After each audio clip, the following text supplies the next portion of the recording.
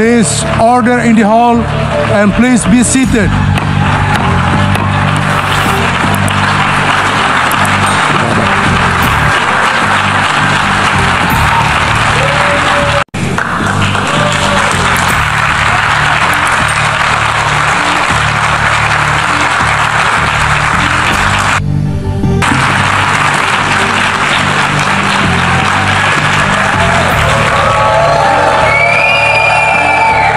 Please order in the hall.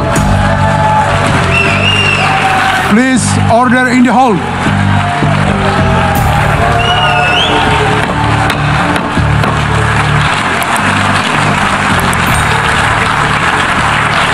Please order in the hall.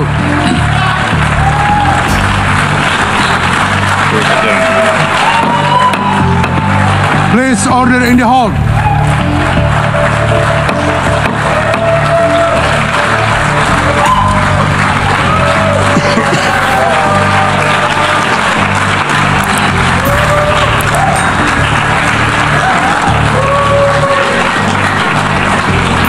Bienvenue.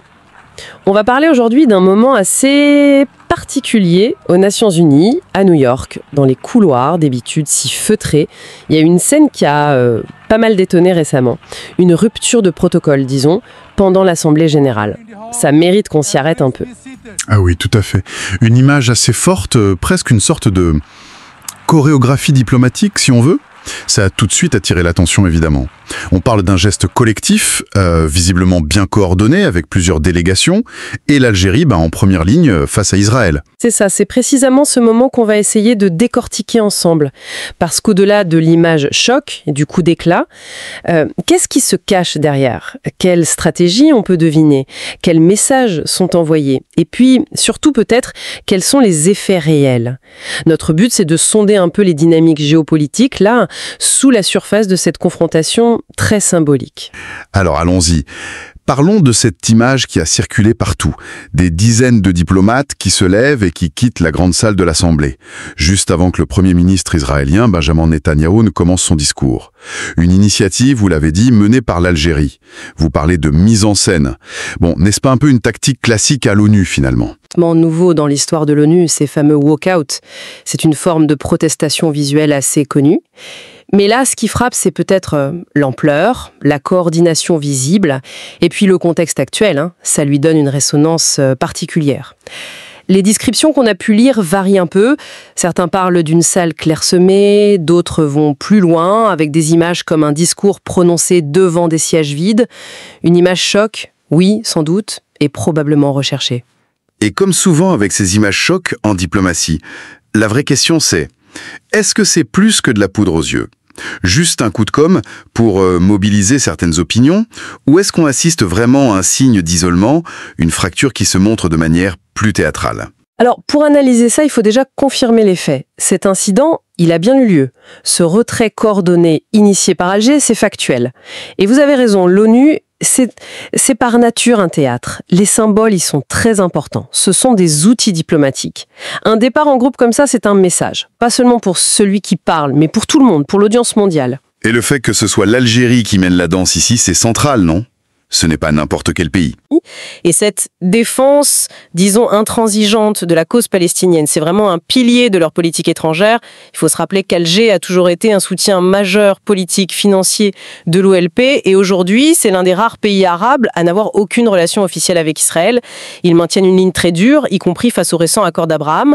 Donc cette initiative, oui, elle est spectaculaire, mais elle s'inscrit dans une logique stratégique connue, revendiquée. C'est une réaffirmation bruyante, on pourrait dire, de leur position sur la plus grande scène internationale. D'accord. Mais revenons à cette image des sièges vides. Est-ce que l'effet visuel était si massif que ça ? Souvent, la perception médiatique a tendance à amplifier un peu les choses, non ? C'est une nuance importante, oui. Vous avez raison. Quand on recoupe les informations, il semble que le retrait ait été notable, suffisamment pour être remarqué, filmé, tout ça. Mais toutes les délégations ne sont pas parties. Loin de là. Des représentants de beaucoup de pays, y compris occidentaux et d'autres régions, sont restés à leur place. Donc la salle n'était pas littéralement vide. L'objectif, c'était sans doute de créer un impact visuel fort, mais il faut faire attention à l'hyperbole. L'image d'un Netanyahou parlant à une salle complètement déserte, c'est probablement exagéré. La réalité est souvent plus nuancée. Intéressant, donc un impact visuel calculé, certes, mais pas un abandon total. Mais bon, ce n'était pas le seul geste de l'Algérie pendant cette assemblée, hein. Il y a eu aussi les mots, et pas n'importe lesquels. Le ministre des Affaires étrangères algérien, Ahmed Attaf, dans son propre discours, il aurait utilisé des termes extrêmement virulents. On parle du mot arabe « khourafa » pour qualifier Israël. Ça se traduit par mythe, fable, parfois même superstition. Et ça, devant près de 190 délégations, est-ce que là on ne franchit pas une ligne rouge verbale, même pour une tribune comme l'ONU? C'est là que ça devient encore plus complexe, je trouve. Utiliser khourafa, ce n'est vraiment pas anodin. Ce mot, en arabe, ça va plus loin que juste mythe au sens neutre. Ça a des connotations de fiction, d'illusion, de contes sans fondement réel, parfois même de mensonges. L'utiliser pour parler d'un État membre de l'ONU, c'est une attaque directe, non seulement contre sa politique, mais contre son existence même, quelque part, contre sa légitimité historique, juridique, telle qu'elle est reconnue par l'ONU elle-même. C'est une escalade sémantique très forte. Là, de ces réactions un peu immédiates, prévisibles, est-ce que des mots comme ça, prononcés à cette tribune, ça a un poids réel? Est-ce que ça change quoi que ce soit dans les couloirs, là où se négocient les vraies affaires, là où la réelle politique domine? C'est une excellente question. Ça touche au cœur du paradoxe de l'ONU. Cette déclaration d'Ahmed Attaf, tout comme le walkout d'ailleurs, ça fait partie d'une stratégie de communication algérienne qui est somme toute cohérente.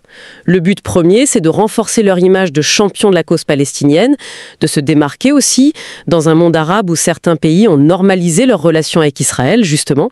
Donc, c'est un message qui est adressé d'abord à leur propre opinion publique, ensuite au monde arabe et africain, et puis aux pays du Sud, qui sont traditionnellement plus sensibles à ce type de rhétorique anti-impérialiste et pro-palestinienne. D'accord. Une communication sur plusieurs niveaux, en quelque sorte. Pour galvaniser les soutiens, marquer sa différence. Mais l'impact sur ceux qui ne sont pas déjà convaincus. Je pense aux États-Unis, à l'Europe, ou même sur les dynamiques très complexes au Moyen-Orient. C'est là que l'effet diminue beaucoup, probablement. Les chancelleries occidentales, par exemple, elles sont habituées à ce genre de rhétorique à l'ONU. Elles vont peut-être condamner publiquement, mais ça ne changera sûrement pas d'un iota leur politique vis-à-vis d'Israël ou de l'Algérie. Cette politique, elle est dictée par des intérêts bien plus concrets, énergie, sécurité, économie. De la même manière, les pays arabes qui ont normalisé avec Israël, même s'ils maintiennent un soutien de principe aux Palestiniens, ils ne vont pas revenir sur leurs accords juste à cause de ce discours. La réelle politique, comme vous disiez, elle a ses propres règles, souvent assez déconnectées des éclats de tribune. Oui, c'est cette fameuse dualité de la diplomatie qu'on observe souvent, hein. Des paroles très fortes à la tribune, et puis des discussions beaucoup plus pragmatiques en coulisses. On se souvient d'autres discours tout aussi enflammés par le passé, de différents dirigeants, qui n'ont pas empêché des coopérations discrètes sur d'autres sujets. Exactement. Les déclarations publiques, ça sert souvent à satisfaire des audiences internes ou à marquer des points symboliques. Pendant ce temps, les intérêts nationaux continuent de guider les actions concrètes. Ce serait assez naïf de croire que la politique étrangère d'un pays se décide uniquement sur la base des discours tenus à New York. Les relations bilatérales, ce sont des écosystèmes très complexes, avec de multiples canaux de communication, y compris d'ailleurs entre adversaires déclarés. Si on revient à l'impact psychologique sur la délégation israélienne, sur Netanyahou lui-même, les premières réactions dans les médias parlaient d'un choc, d'une humiliation de parler face à des sièges vides, même si on vient de nuancer l'ampleur de ce vide. Est-ce qu'on ne tombe pas un peu là dans une sorte de dramatisation excessive, voire de propagande peut-être, alimentée par les deux camps, chacun utilisant l'incident pour son propre récit? D'un côté, on crie à l'isolement d'Israël, de l'autre, on dénonce l'antisémitisme ou l'obstruction systématique. C'est une lecture très juste, je crois. Il y a clairement une dimension de guerre de l'information autour de cet événement. L'impact symbolique et médiatique, lui, il est bien réel et il a été exploité. Pour Alger et ses alliés, c'est la preuve qu'Israël est contesté, que la cause palestinienne mobilise toujours, l'image du départ est forte, elle est facile à diffuser, et pour Israël et ses soutiens, c'est l'illustration de l'hostilité systématique à l'ONU, parfois qualifiée d'obsessionnelle, et une tentative de délégitimation. Donc on pourrait dire un succès médiatique pour ceux qui ont initié le mouvement, si le but était de faire du bruit et d'occuper l'espace médiatique avec cette image d'opposition frontale. Celui qui change les équilibres de pouvoir, les lignes de négociation, les alliances stratégiques. Lui, il est sans doute beaucoup plus limité, voire négligeable à court et moyen terme. Pourriez-vous préciser ce point? Pourquoi cet écart entre le bruit médiatique et l'effet diplomatique réel?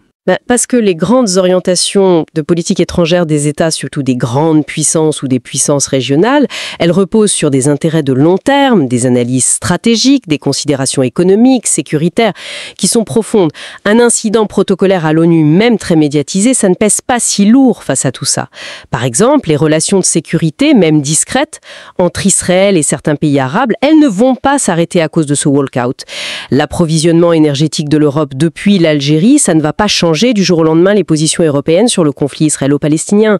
La diplomatie, elle a une inertie, une épaisseur, si vous voulez, qui dépasse largement ces événements ponctuels. Donc si je résume votre analyse, ce serait plutôt un signal politique fort, une démonstration d'unité, orchestrée par Alger, sur un dossier qui est absolument clé pour elle, mais pas un événement qui va vraiment remodeler la carte diplomatique. C'est une bonne synthèse, je pense. C'est un acte politique qui est significatif dans le jeu des symboles et des postures à l'ONU.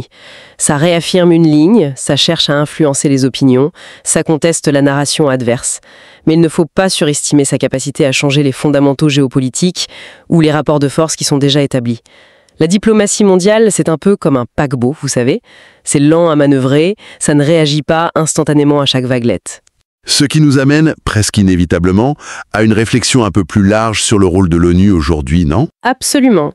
Cet épisode, il est assez symptomatique de l'état actuel du multilatéralisme. Ça met en lumière des fractures idéologiques, politiques, qui sont profondes et persistantes.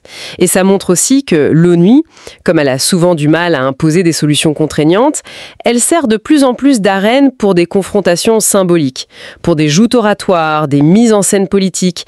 C'est peut-être devenu davantage un miroir grossissant des tensions mondiales qu'un véritable lieu de résolution de ces tensions. Et c'est là, peut-être, que réside la question la plus dérangeante, celle qui reste un peu en suspens après tout ça. Ces coups d'éclat, ces passes d'armes verbales parfois incendiaires sur la scène mondiale, est-ce qu'elles servent vraiment, au bout du compte, les causes qu'elles affichent, comme ici, la cause palestinienne? Ou est-ce qu'elles finissent par nourrir avant tout les agendas politiques internes des gouvernements, les rivalités régionales qui sont déjà exacerbées, et puis cette polarisation générale, qui, justement, empêche tout progrès? L'ONU telle qu'elle fonctionne aujourd'hui, est-ce que c'est encore cet endroit où on essaye laborieusement de trouver des compromis pour un avenir commun? Ou est-ce que c'est devenu principalement un théâtre d'ombre où chaque acteur joue sa partition pour sa propre galerie, sans réelle prise sur le réel? Question redoutable et essentielle en effet. Elle nous renvoie à l'efficacité même, à la pertinence de ces grandes institutions face aux défis mondiaux actuels. Une interrogation qui, je pense, mérite qu'on y réfléchisse encore bien après la fin de notre discussion.